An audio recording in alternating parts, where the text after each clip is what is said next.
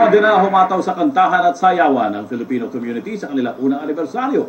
Sa Stockholm, napawi ang lungkot ng mga Pinoy sa Sweden nang mag-concert sina Pooh at Kay Brosas na puno ng saya at katatawanan. At sa Brussels, rayot sa saya ang pinaagang Christmas party ng mga Pinoy. Lahat ng yan, tampok sa ating Euro Happening. Basta okasyong Pilipino, kung di pagkain, kantahan ng uso.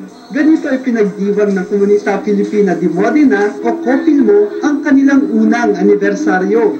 Dumating si Francesca Maletti, ang kinatawan ng Community Modena na nagbigay ng kaunting mensahe para sa mga Pinoy audience.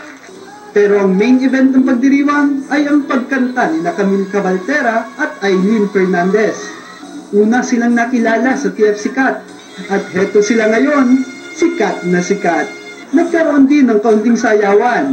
Inumpisahan ni Nanay at tinapos ni Bunso. Pero kung sikat ngayon ang Gangnam Style sa buong mundo, eto naman daw ang bagong uuso. Para sa Balitang Europe, Aldrin Ortega, Modena, Italy.